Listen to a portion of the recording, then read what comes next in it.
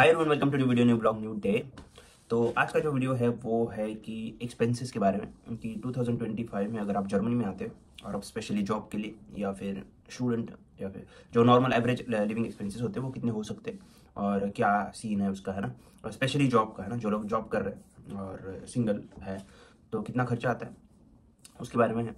सो मैं on an average बताता हूँ आपको, डिपेंड करता, पहले ही आपको बता देता हूँ कि पहले डिपेंड करता है बहुत सारी चीज़ों पर, जैसे कि आप कौन सी सिटी में हो। जैसे मैं हर वीडियो में बोलता हूँ कि हर चीज़ डिपेंड करती है, ऐसा फिक्स कोई चीज़ नहीं होती, एक्सपेंसेस या फिर जो सैलरीज वगैरह है वो फिक्स कभी नहीं होती।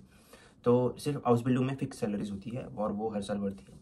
सो जॉब के अगर आप लिविंग एक्सपेंसेस, अगर आप सिंगल हो और अकेले रह रहे हो तो आपको जो रेंट है, आपको बड़ा घर तो नहीं लगेगा अगर आप शेयर कर रहे हो किसी के साथ, या फिर पहले अकोमोडेशन की बात करते हैं उसलिए तो 450 से 500 तक आप रेंट दे सकते हो और वो सही मतलब है ना, वो हर जगह पे है। एक्चुअली अगर आप शेयर कर रहे हो तो फिर आपको 300 तक भी मिल जाएगा, लेकिन अगर आपका सिंगल अपार्टमेंट है, मतलब सिंगल रूम है और उसमें आपको एक थोड़ा एरिया जहाँ पे आपका किचन और जर्मनी में यूजुअली मतलब जो है ना घर वगैरह वो बहुत छोटे होते हैं, ऐसे बहुत बड़े घर वगैरह नहीं होते क्योंकि यहाँ पे जगह बहुत कम है जर्मनी में एक्चुअली। और उनका है ना जैसे कि रियल एस्टेट ये सब चीज़ों में ना बहुत एक्सपेंसिव हो गया है पिछले 2-3 सालों में। सो 500-600 तक आप कर सकते हो अगर स्मॉल सिटी है आपका तो उसमें।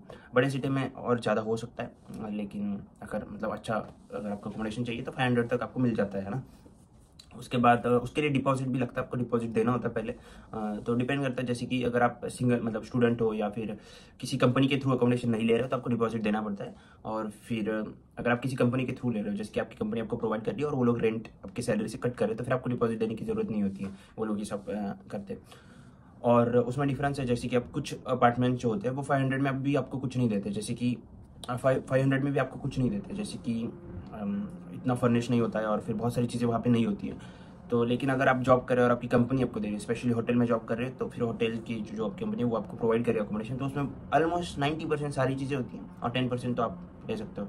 तो जैसे कि उसमें क्या क्या चीज़ें होती है बहुत सारे लोगों को डाउट होगा। तो अभी मेरा जो है मैं उसका एग्जाम्पल देता हूँ आपको। उसमें किचन रिलेटेड सारी चीज़ें, तो उसमें वो लेनी रहती है, बेड वगैरह सब चीज़ें होती है यहाँ पे। उसके बाद मतलब लेने की ज़रूरत नहीं है। तो वॉशिंग मशीन, ड्रायर मशीन और फिर जो त्रॉकन बोलते हैं, और फिर डिश वॉशर, अवन, माइक्रोवेव, सब चीज़ें है ना, सब चीज़ें है। और ऐसे आपको मिलता है एक्चुअली अगर आप किसी होटल की, अच्छी होटल की कंपनी के थ्रू जॉब लगी है आपकी या फिर हाउस बिल्डिंग कर रहे हो। क्योंकि मैं जब हाउस बिल्डिंग में था तभी भी मेरा यही था सीन, है ना, क्योंकि मैं यहीं पे रह रहा हूँ तो पिछले 2 साल से। और पहले जब 1 साल जिस अकोमोडेशन में रहा था वहाँ पे भी सब चीज़ें थी, तो किसी वजह से मुझे चेंज करना पड़ा था क्योंकि उन्होंने बोला था कि आपको चेंज करना होगा। सो ऐसा भी होता है कि आपका फिक्स होता नहीं है, अगर उन्होंने बोला है चेंज करना तो फिर आपको करना पड़ता है। सो ये सब चीज़ें आपको ध्यान में रखनी है कि अकोमोडेशन ढूंढते टाइम या फिर जब मिलता है आपको। सो उसमें भी मैंने एक चीज़ बोली कि अगर आप अभी इंडिया में हो और आपको अकोमोडेशन मिलने वाला है और फिर उन लोगों ने बोला कि ओके ब्रो फ्री मिल रहा है आपको, तो नहीं, ऐसा नहीं है। उनसे उनको पूछ लो कि सैलरी से कटने वाला है या नहीं, सैलरी मतलब जो रेंट है वगैरह, या फिर बिल्कुल ही फ्री है, हो सकता है बिल्कुल ही फ्री मिल जाए, तो बहुत सारी चीज़ें होती हैं। और आपको लाइट बिल जो होता है वो इलेक्ट्रिसिटी और फिर वो वाटर वगैरह का जो भी चार्जेस है वो आपको पे नहीं करने पड़ते अगर आपकी कंपनी आपको प्रोवाइड कर रही है तो। और बाकी भी कुछ होते हैं जिसमें सारी चीज़ें इंक्लूड होती है और फिर आपको एक टोटल अमाउंट बता दिया जाता है। सो ये सब चीज़ आपको डिस्कस करनी है उन लोगों के साथ जिनसे भी आप अकोमोडेशन ले रहे हैं। बाकी बर्लिन वगैरह उन बड़ी सिटीज़ में बहुत मतलब जो सीन है वो वर्स्ट है, वहाँ पे लोग बहुत ज़्यादा चार्ज करते हैं और फिर आपको अच्छा अकोमोडेशन भी नहीं मिलता है। सो अगर आप पहली बार जर्मनी में आ रहे हो और आपको थोड़ा सा डर है कि कैसे होगा क्या होगा ना, तो ऐसे बड़ी सिटीज़ में मत जाओ, मैं सजेस्ट करूँगा।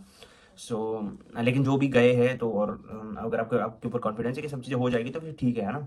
सो ऐसा नहीं कि बहुत सारी चीज़ें बुरी है, लेकिन पहले अगर आपको एक्सपेंसेस कम रखने हैं और फिर आपको बहुत बहुत सारी चीज़ें हैंडल करनी है एक साथ, सो ट्राई करो कि स्मॉल सिटीज़ में ही आप जॉब ढूंढ लो, या फिर है ना अगर आप जॉब सीकर वीज़ा पे आ रहे हो या फिर अपॉर्चुनिटी कार्ड पे आ रहे हो, सो ट्राई करो कि स्मॉल सिटीज़ या फिर विलेजेस में, या फिर सिटी है और फिर विलेज है और फिर वो नज़दीक है तो फिर सिटी में जॉब करो, विलेज से आप मतलब ट्रैवल कर सकते हो। सो ऐसी सारी चीज़ें आप सोचो।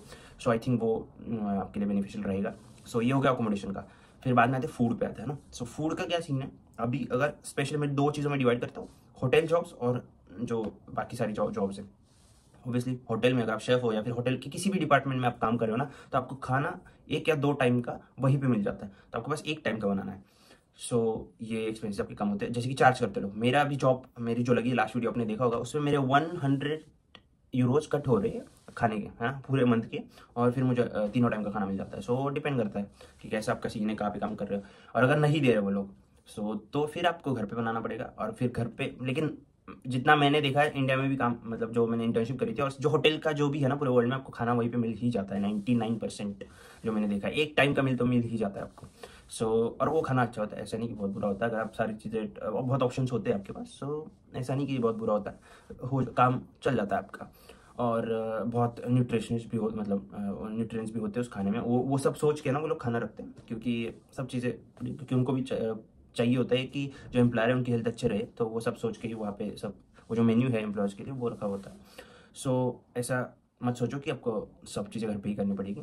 अगर जो होटल में नहीं जॉब करे, नर्सिंग या फिर किसी चीज़ में करे, तो आपको घर पे खाना बनाना पड़ेगा। और जैसे कि अभी होटल में जो जॉब करते हैं उसमें कर रहा हूँ, मैं सिर्फ 2 दिन घर पे खाना बनाता हूँ और फिर 2 दिन में जो भी चाहे मैं बना लेता हूँ, है ना। सो मुझे जो ग्रोसरीज है वो कम लगती है और मैं लाता भी कम हूँ। जब मैं जैसे कि मुझे 2 दिन के लिए चाहिए तो मैं सिर्फ 2 दिन का ही सामान लाता हूँ। जो फिक्स चीज़ें हैं जैसे कि मतलब बहुत कॉफ़ीज़ वगैरह ये सब चीज़ें है ना, तो वो फिक्स होती है, वो आपको हर रोज़ नहीं जाते हो फिर आप। तो ये जो फिक्स चीज़ है वो हर महीने की ग्रोसरी वो अलग है, लेकिन जो मेन चीज़ें हैं वो आपको लानी पड़ती हैं। सो जैसे कि दूध है, अगर आप, जैसे मेरा भी 2 दिन छुट्टी है तो मैं 2 दिन मेरे को हो जाएगा इतना ही लाता हूँ मैं। तो फिर वो बाकी के, अगर मैंने पूरे हफ्ते के लिए 2 पैकेट्स लाए तो फिर वो 1 पैकेट है ना वेस्ट हो जाता है। अगर वो जो पैकेट है वो खुला हुआ खोल दिया मैंने तो फिर वो ख़राब हो जाता है। सो ऐसे सब सोच के अगर आप करोगे ना तो बहुत एक्सपेंसिव आप सेव कर सकते हो, इतने एक्सपेंसिव आपके नहीं होंगे, है ना। तो छोटी छोटी चीज़ें हैं लेकिन बहुत मैटर करती है अगर आपको अच्छे से पैसे सेव करने हैं तो। और फिर जैसे कि बाकी जो जॉब्स है उसमें आपको सारी ग्रोसरीज लानी पड़ेगी, सब तीनों टाइम का खाना बनाना पड़ेगा। उसमें भी आप ट्राई करो, जैसे कि मैं और एक वीडियो बनाऊंगा कि हेल्थ को कैसे मेंटेन करना है वगैरह। मेरी तो रहती नहीं है एक्चुअली, तो लेकिन मैं फिर भी एक्सप्लेन करूंगा कि कैसे कर सकते हो। तो ट्राई करो कि जो सब चीज़ें, मतलब है ना, कि आपको मेंटेन कर पाओ आपकी हेल्थ के हिसाब से। वो डिपेंड करता है हर एक पे कैसी उसकी लाइफस्टाइल है वगैरह की। तो ऐसी आप मेंटेन कर सकते हो, हर महीने की ग्रोसरी ला सकते हो। उसमें खर्चा कितना आएगा, सो 150 यूरोज तक आप हो जाएगा आपका सब चीज़ें। और कितना भी ज़्यादा, अगर 200 एक दो बार अगर आपने रेस्टोरेंट्स में खा लिया महीने में तो फिर 200-250 यूरोज तक आपका सब खाने का सीन हो जाएगा, है ना। उसमें रेस्टोरेंट्स में भी मैं इंक्लूड कर रहा हूँ। सो 1-2 टाइम का, है ना, डिपेंड करता है। सो 250 यूरो मैक्सिमम में हो जाएगा आपका ग्रोसरी वगैरह वो सब चीज़ें। सो अकोमोडेशन हो गया, फूड हो गया। सो बाकी के जो खर्चे, जैसे कि अभी देखो आपके पास साइकिल है जो मैं आज लूँगा, ऐसा मैंने सोचा है, लेकिन देखते हैं कि अगर आपके पास साइकिल है तो फिर आपके एक्सपेंसेस बहुत कम होंगे। जैसे कि ट्रांसपोर्टेशन के एक्सपेंसेस है वो आपके कम होंगे। तो फिर अगर आपको डॉयचलैंड टिकट चाहिए, डॉयचलैंड टिकट अभी 58 यूरोज होने वाला है, नहीं उन्होंने कैंसिल कर दिया, शायद 49 यूरोज ही रहेगा, पता नहीं, मुझे देखना पड़ेगा। लेकिन 50 यूरोज आप कर ले तो 50 यूरोज आपको हर महीने लगेगा। तो क्योंकि वो हर एक महीने का ही होता है डॉयचलैंड टिकट, तो उसमें आप ट्रांसपोर्टेशन का हो जाएगा आपको। सो बाकी आपका इंटरनेट का, जैसे कि मेरे यहाँ पे है, जो मैंने इंटरनेट फर्स्ट, मतलब जो सिम लिया ना फर्स्ट मंथ में ही मैंने रिचार्ज किया था 3 साल पहले, और 10 यूरोज का। उसके बाद मैंने रिचार्ज ही नहीं किया, क्योंकि मैंने कभी यूज़ ही नहीं किया उसको। क्योंकि मैं जहाँ पे रहता हूँ वहाँ पे वेलान है, मतलब वाईफाई है, और जहाँ पे काम करता हूँ वहाँ पे भी है। और ये सिटी है ना, मतलब ये जो छोटा सा प्लेस है वहाँ पे पूरे सिटी में वेलान है, तो मैं वो बाहर जब जाता हूँ वो यूज़ करता हूँ। और डाइचे बान पे इस पे ना वो मोस्टली वेलान होता है, तो आपको इतना ज़रूरत नहीं पड़ती है। लेकिन रिस्की है एक्चुअली, कभी कभार बहुत दिक्कत हो जाती है। मेरे बहुत बहुत ख़राब एक्सपीरियंसेस है, मैंने बहुत जगहों पे मुझे मेरे पास नहीं था वाईफाई और मैंने चल के गया हूँ मैं, है ना, इसी वजह से, क्योंकि मेरे पास कुछ रिसोर्सेस नहीं थे। सो आपको वो चीज़ें सब ध्यान में रखनी है। तो उसके भी आप 10-20 यूरोज पकड़ लो हर महीने के।